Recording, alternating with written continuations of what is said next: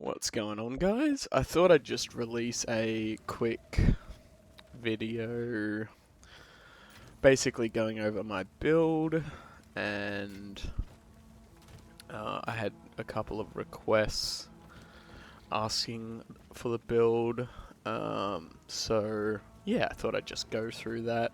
I can't seem to get Path of Building working at the moment, mainly because of these like random alt variations of gear that don't seem to want to load into Path of Building, but for now I will just go over some passive skills and stuff. Obviously I'm playing Spirit Walker Huntress. I'm running Idolatry, the Natural Order, Wild Protector, and the Cartha's Balance. Now, I path for evasion, obviously getting dex nodes so I can use the highest level Tame Beast skill. I don't really have min-maxed dual sockets, but obviously a lot of like gain deflection, minions revive, more deflection. Obviously Trusted Kinship, super important for this Zoolander variation of the build. Skill effect duration, obviously some ally resist, more reflection. A big one here though is this immune to chill. If majority of your socket support gems are blue, I think chill is like insanely disgusting in this game, especially in extremely high-end drippy maps with Delirium 200% deli.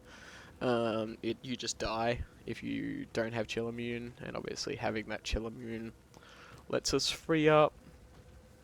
I wouldn't have to really use this thawing charm to be honest, but I just have it on. Another one is Giant's Blood. Obviously it lets us equip the Marohi Urki, or however you pronounce that. This is an insane weapon. Obviously having it basically gang up with the Cartha's Balance to give like massive damage to your companions.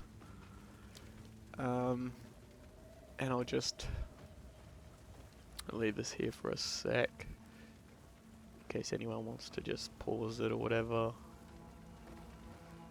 and see what you want. But the biggest thing on the jewels is just like minions have 25% increased critical damage bonus. Obviously we'll talk about the companions a bit later. Don't need high intelligence for this, don't need high strength because we're not really running any of like the skeleton minions. I know there was a build that well, not really a build, I was following a guy's PoE ninja and he was actually running one cleric.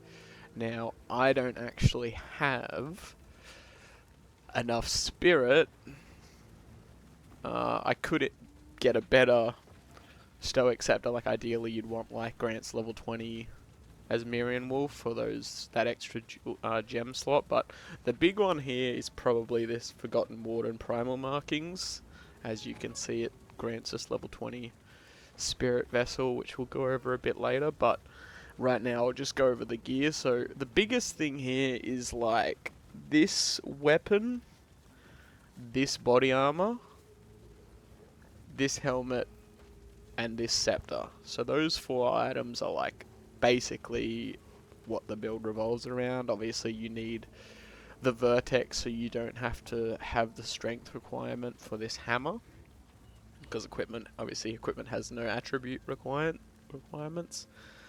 As you can see, I don't have a lot of chaos res. That is something that I could increase, but this is a ring I found. You don't actually need the 1 additional skill slot. It is nice to have if you have extra spirit, but obviously the big one is just minions have increased life and increased damage. The more life and elemental resist your companions have, the less need you're gonna want. You're really not gonna want like a skeletal cleric anyway, right? So, I guess first things first, we'll just go over my jewels. So I'm running Wild Protector with Muster, Rapid Attacks, Rage 3, Feeding Frenzy 2, and Hulking Minions. Now you'll see this is like a pretty common set of duels that I run here. Obviously Rapid Attacks 2 doesn't give the downside, so that's why we run Rapid Attacks 2 and not 3. I should maybe run some stuff on Discipline, but it's not really the end of the world. I've just been playing... I haven't really bothered to min-max it and pay like 250 divines to get like best in slot jewels or anything. Muster, Feeding Frenzy 2, Rapid Attacks 2, and Rage 3 on his Myriad Wolf. Obviously, Hulking Minions would be the third one here if you have level 20 from the Stoic Scepter. But this is a fun one. So this is probably like the reason why I've enjoyed this build so much.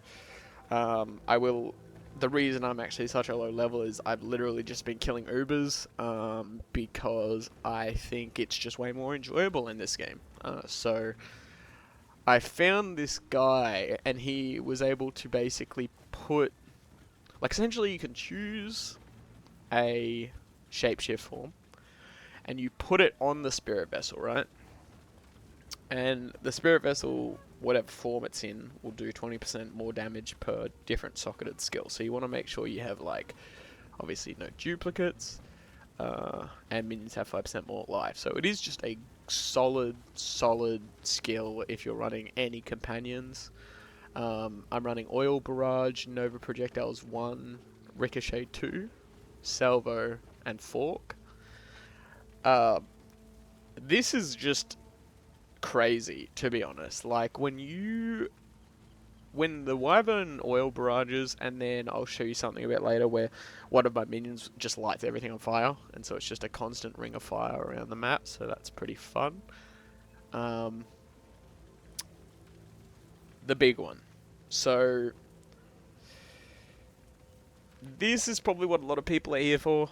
I know that like Captain Lance and Gazzy and stuff have been trying other variations of this build, and they've tried other boss minions and unique bosses and stuff, and Zekoa is just the best. Like, it's not even close, and I think that it probably will get nerfed before the start of the next season, so if you guys do want to play this build with Zekoa right now, he's available on the Rupture and Riverside maps, if I'm not mistaken.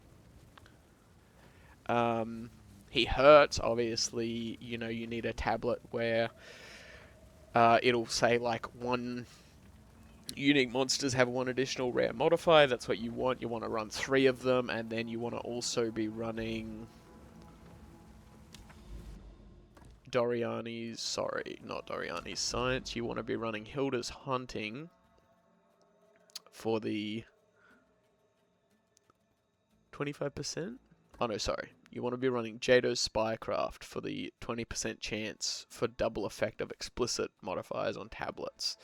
Now that will basically have a chance to give the unique boss on the map for rare modifiers, right? So, let me see. Do I have another one here?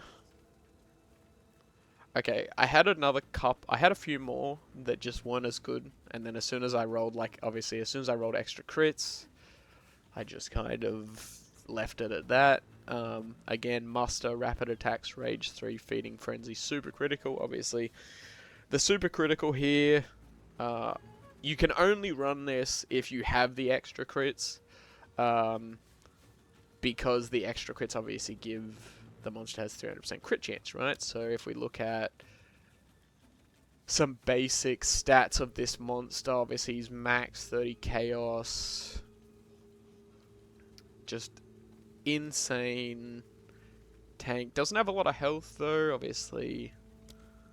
Could get better here, better damage, but I mean it literally one shots everything in the game, like all Uber variants and everything. So I haven't really been bothered to update the build since I got it on kind of where I wanted it like a week ago. But yeah, so we'll go on to some of my other companions, which we can run with that true kinship node on the passive skill tree. I'm running this guy. So I found this guy, I think, just randomly. And I thought it was interesting because of this. So this hinder aura. Now there's a lot of things in the game that will like give you, for example, there's like gems that will make skills blind on hit and stuff like that, right? And obviously, like, I don't really have like a lot of free skills gem slots, so I thought, okay, this is pretty interesting. And another thing that I thought was interesting was this periodic fire explosions. Now, I'll get to that in a sec. I'm not sure. Obviously, crit resistant is just more defense, and hasted is good to have on all companions. Like, ideally, you'd want probably hasted on everything, but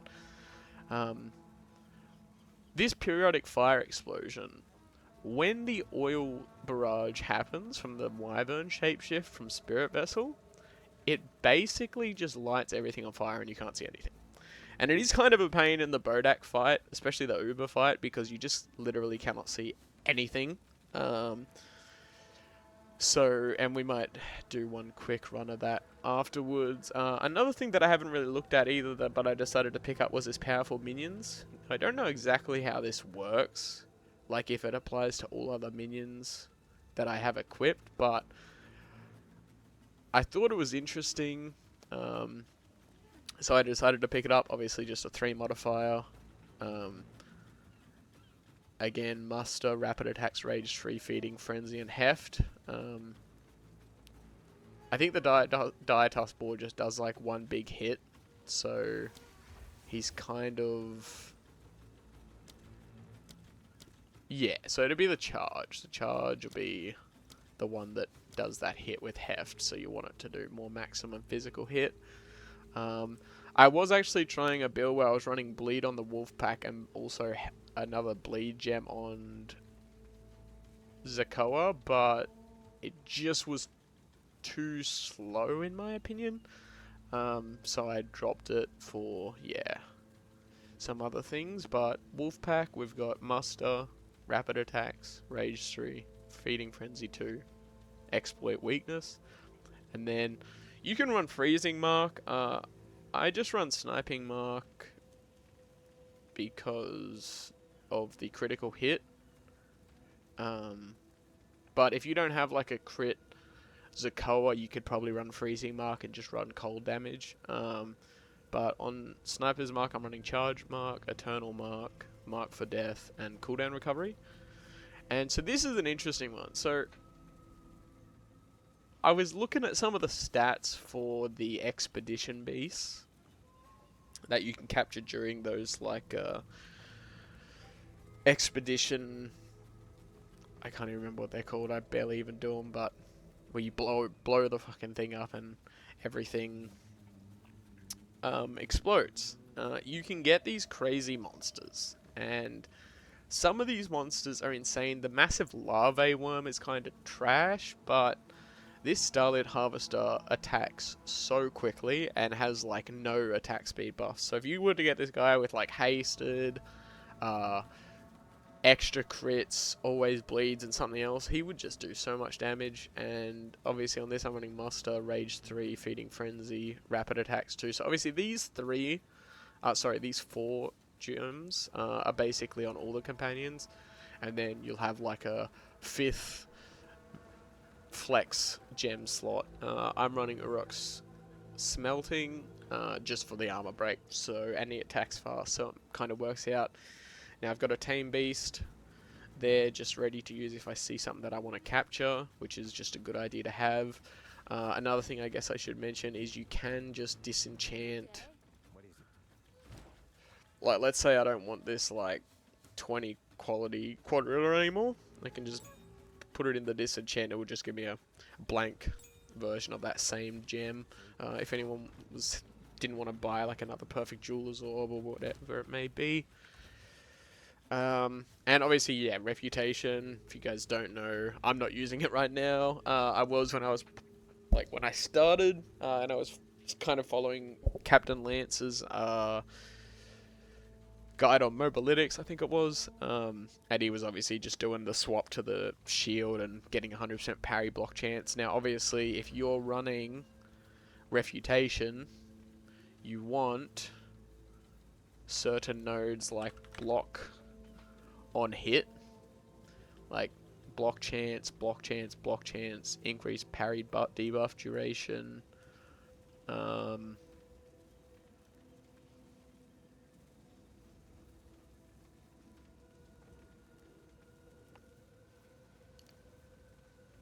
But yeah, Captain Lance has a really great video on that.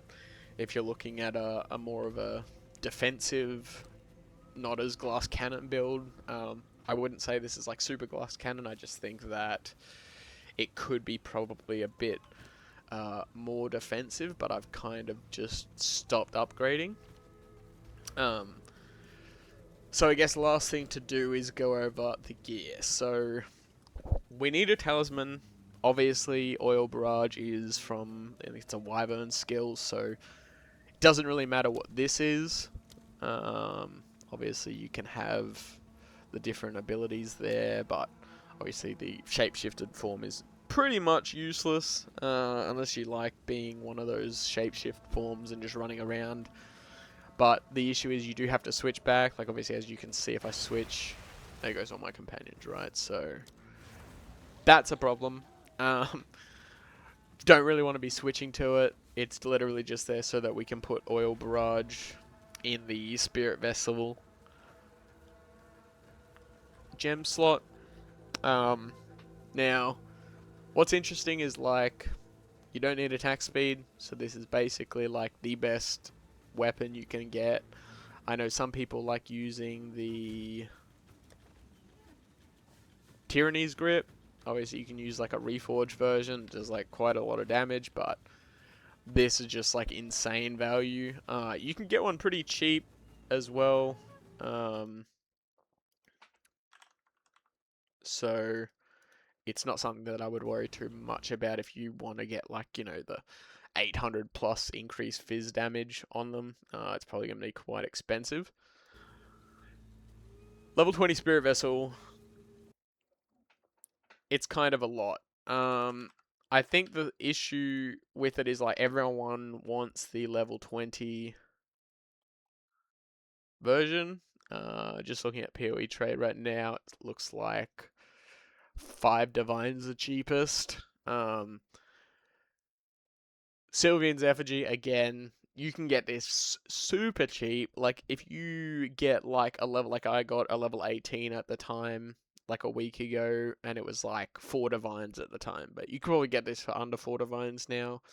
Um, Obviously, the two big ones here, or well, the three big ones are, like, obviously companions deal 95 or deal increased damage to your marked targets, and then increased spirit, and obviously the level of the skills granted by the scepter. Um, the Vertex Tribal Mask, again, I don't think it's that expensive. If you're like moderately into late game, you should probably have enough currency to buy this. Haven't even put enchant on my amulet yet, but obviously level 2 to all minion skills is a big one. Obviously this ring, cast speed is irrelevant. What could you put in there instead of cast speed? Hard to say. I'd probably do like life, to be honest. Again here, just an elemental res ring. Funnily enough, they both grant a skill slot. This wraps, there is an enchant from the augmented slot that you can put in that I think makes companions gain rage or something, but it was too expensive and I just haven't upgraded. The belt, obviously, I'm working on getting a mage blood at the moment. I'm like at like 230 divines. I'm farming Ubers, so hopefully I should be there soon, but I'll have to find a way to get rid of this 31 and 34 reses. Boots, obviously, the 60% increase effect of socketed augment items is pretty useful. Max move speed, life, cold res, obviously evasion and energy shield. There are my charms, my mana potion, life flask, and I guess just quickly I'll just do a video on the Bodach real quick. I'm running Uber Bodach. Is there any reason for that? Not really. I just was, when I made this build, I just wanted to try it against like all the content in the game. Not a fan of fighting Xerok in the Trial of the Sakamas, but if you enjoy that content, obviously Temporalis is insanely expensive right now. So if you can run those comfortably, that's something that you might be doing. I just don't really like doing Trial of the Sakamas as a minion build, because especially as this, because everything just body blocks you and you can't move. So it's not fun if you die to that. But obviously here, you get to see all these oil spills getting thrown out. So that's like the fork from the oil spill on the spirit vessel that's just throwing out now. Obviously everything's just on fire. The annoying thing about it in this fight is obviously I can't tell where the light is now, so this is annoying.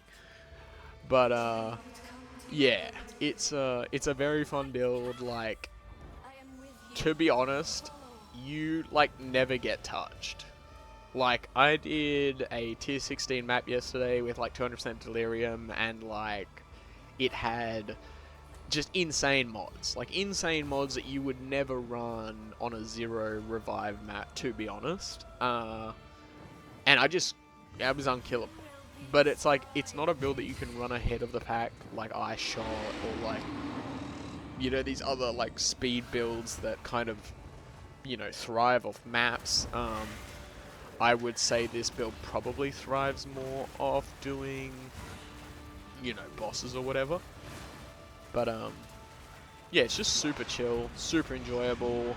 To be honest, Twisted Tornadoes were giving me RSI so bad. Yeah, so obviously this Bodach drops these chess pieces. Did I get any? Ooh, that's pretty decent, but yeah, low life rolls for the companions, level 19, so it's not that bad. Obviously, you know, they're like 25 to 50, 60 exalts depending on certain stats you want, so yeah. Anyway, that's all I really have for you guys. If you want any other advice or maybe tips that I might be able to help with, obviously unfortunately I was unable to get Path of Building working with some of this gear, so if that's something that you guys still want, I will keep trying and I'll try to put that out as soon as I can. Anyway, thank you guys for tuning in, and I'll see you guys next time.